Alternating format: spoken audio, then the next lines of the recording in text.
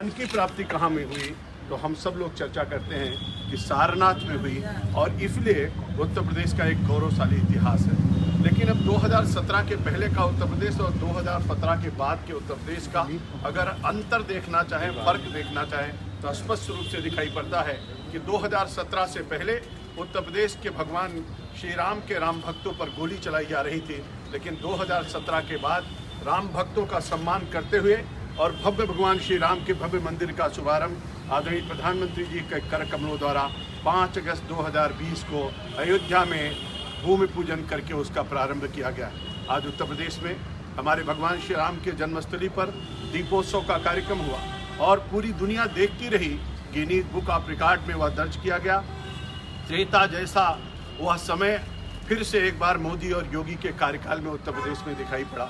भगवान श्री राम या तो त्रेता में पुष्पक विमान से आए थे, या तो मोदी और योगी के कार्यकाल में फिर से हेलीकॉप्टर के माध्यम से, विमान के माध्यम से भगवान श्री राम, लक्ष्मण और माँ सीता और हनुमान जी सीधे अयोध्या के धरती पर उतरते हैं।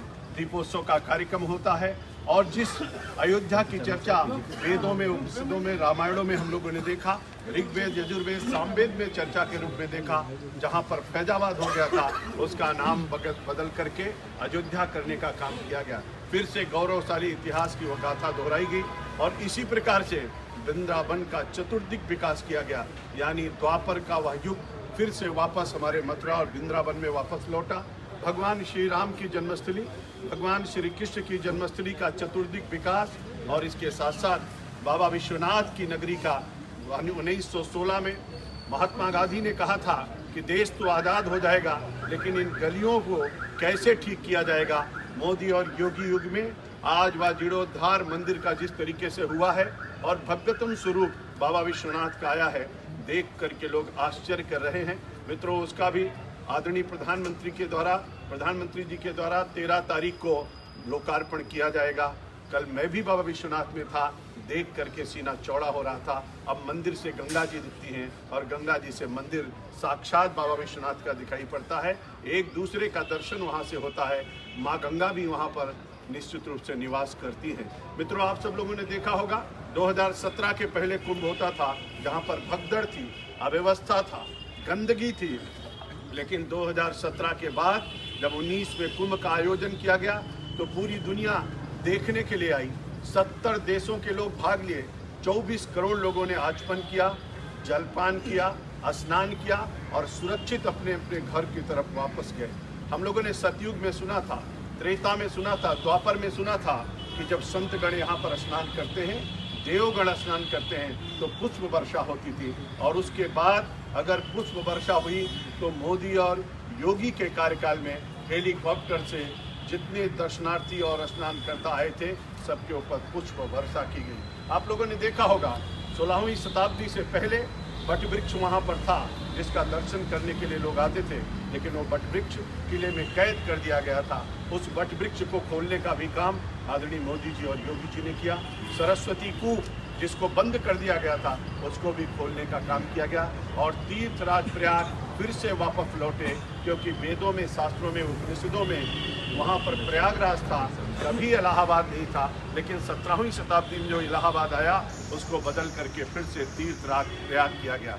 2017 के पहले तीर्थराज प्रयाग की दुर्दशा कैसी थी, 2017 के बाद तीर्थराज प्रयाग में भव्य और दिव्य कुंभ का आयोजन किया गया। आप सब लोगों को पता है, हम लोग जानते हैं, गंगा मैया को हम कहते हैं गंगा तो दर्शनात् मुक्ति। गंगा के दर्शन मात्र से ही व्यक्ति को मुक्ति प्राप्त होती है। लेकिन माँ गंगे की सफाई के लिए कोई अभियान नहीं था।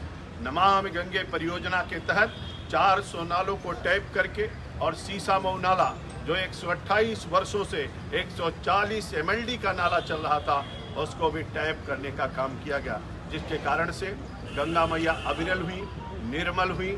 और आज मुझको कहते हुए बहुत सुखद अनुभूति हो रही है आदरणीय प्रधानमंत्री जी के नेतृत्व में।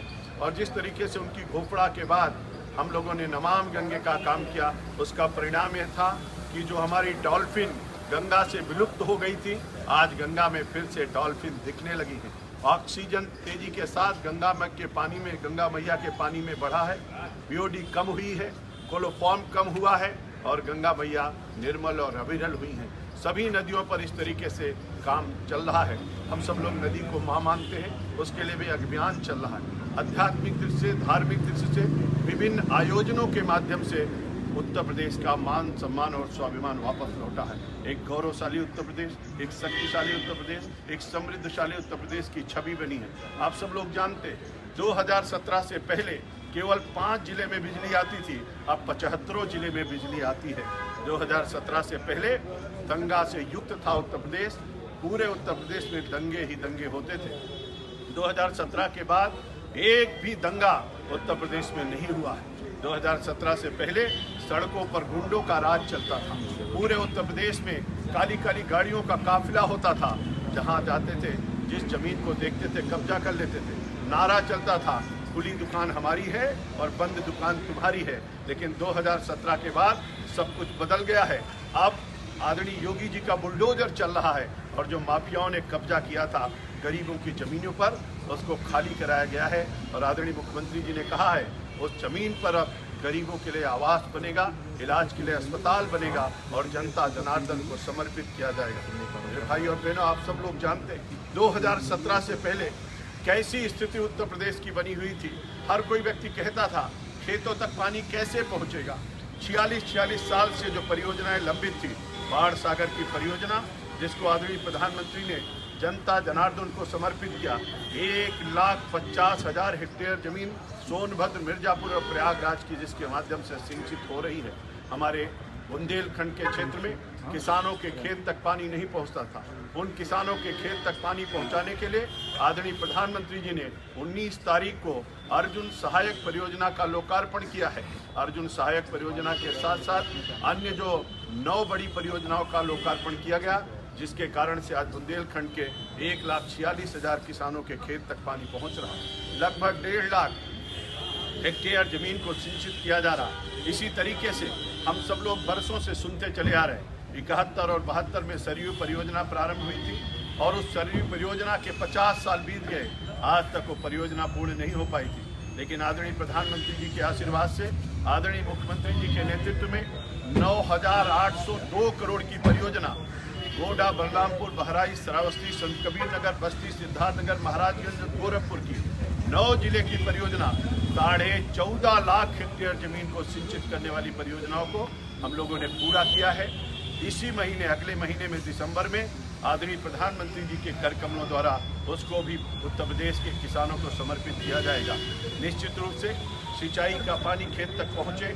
प्रधानमंत्री कृषि सिंचाई योजना के तहत जितनी भी परियोजनाएं लंबित थी, मध्य गंगा की परियोजना, बाढ़ सागर की परियोजना, अर्जुन सहायक परियोजना और इसके साथ बंडई की परियोजना, भवानी की परियोजना, रसिन की परियोजना, पथरई की परियोजना, इन सब परियोजनाओं को पूर्ण करके उत्तर प्रदेश में आज़ाद भारत का पहला राज्य उत्तर प्रदेश बनने जा रहा है, जिन्होंने 5 साल में 25 लाख हेक्टेयर जमीन हम लोग सिंचित करने जा रहे हैं।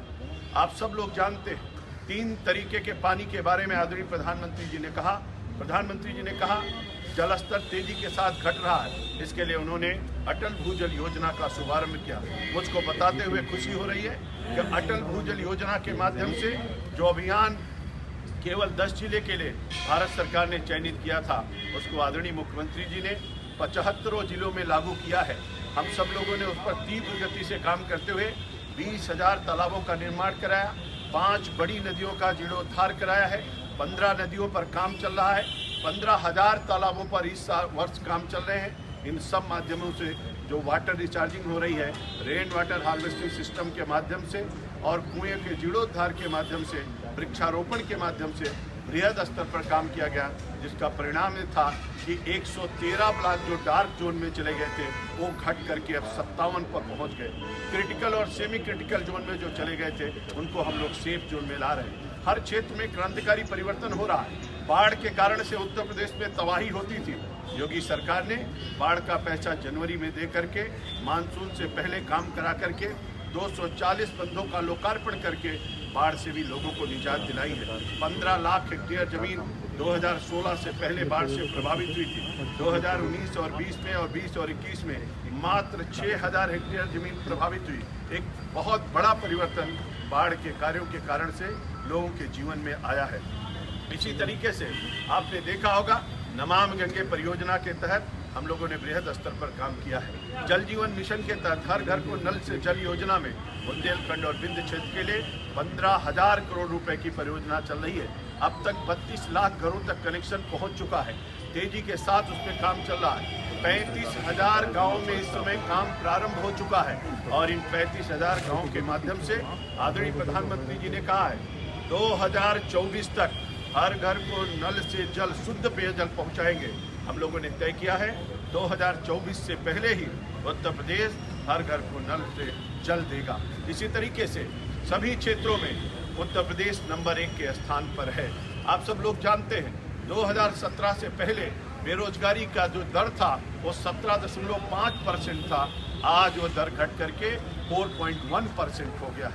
4.5 लाख नौजवानों को पूरी पारदर्शिता के साथ नौकरी मिली है। सरकारी नौकरी 4.5 लाख लोगों को दी गई है। और पहले लोक सेवा आयोग के सामने धरना और प्रदर्शन चलता था। आज हर कोई व्यक्ति कह रहा है जो पारदर्शिता के साथ, पूरी निष्ठा और ईमानदारी के साथ योगी सरकार ने काम किया है, जिसका परिणाम है चाहे शिक्षक भर्ती हो, चाहे सिपाहियों की भर्ती हो, चाहे विभिन्न विभागों की भर्ती हो, उनको सबको उससे राहत मिली है। अब भ्रष्टाचार मुक्त भर्ती हो रही है।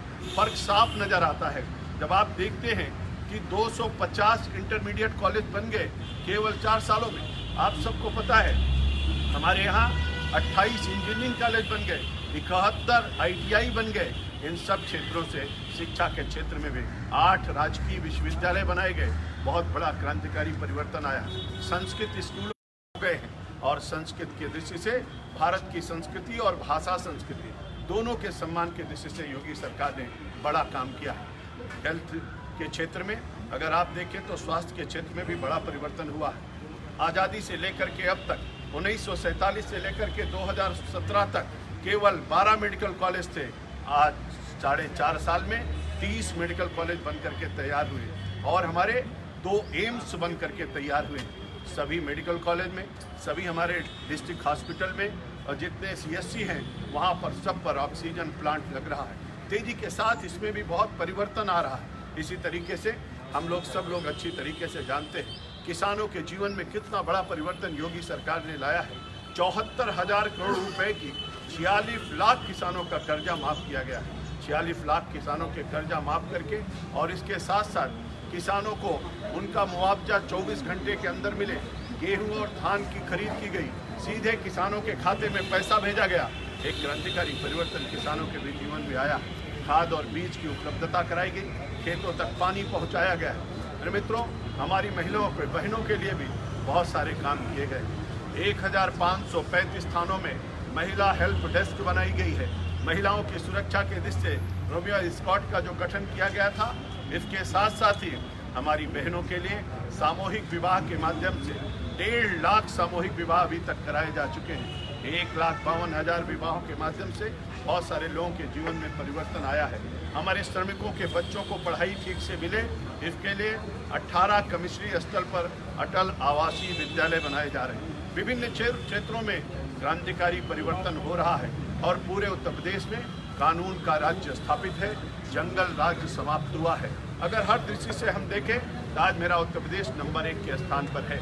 किसान सम्मान निधि में 2,42,00,000 किसानों के खाते में पहुंचा करके उत्तर प्रदेश नंबर 1 के स्थान पर है। सौभाग्य योजना में 1,46,00,000 लोगों को मुफ्त में गैस कनेक्शन दे करके उत्तर प्रदेश नंबर 1 के स्थान पर है।